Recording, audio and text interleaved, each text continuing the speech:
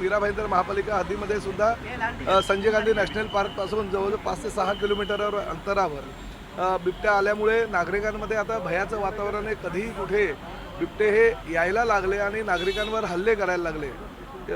नशिबानं माझ्या मतदारसंघात आलेल्या एका बिबट्यानं ते 6 ते 7 लोकांवर हल्ला केला होता, परंतु त्यातील एक मुलगी जी आहे अंजली टाक, ती फार गांभीर्यानं तिच्यावर हल्ला केल्यामुळे तिला एंगेजमेंट तिची झाली होती आणि जानेवारी महिन्यामध्ये लग्न होतं, परंतु चेहरा आणि तिच्या शरीरावर अनेक जखमा असल्याकारणानं ती आता इस्पितळामध्ये उपचार घेते।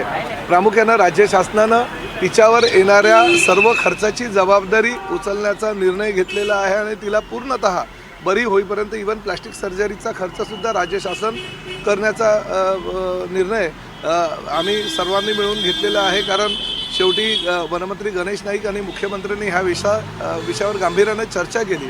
प्रामुख्यानं शहरी भागामध्ये संजय गांधी नॅशनल पार्क आणि त्याचबरोबर तुंगारेश्वर अभयारण्य हे शहराच्या जवळ आहे, म्हणजे त्या ठिकाणावरून वसई-विरार महापालिका, ठाणे महापालिका आणि मीरा भाईंदर महापालिका क्षेत्रामध्ये हे दोन्ही अभयारण्य येत आहेत। 55 ते 60 बिबटे त्या ठिकाणी आहेत।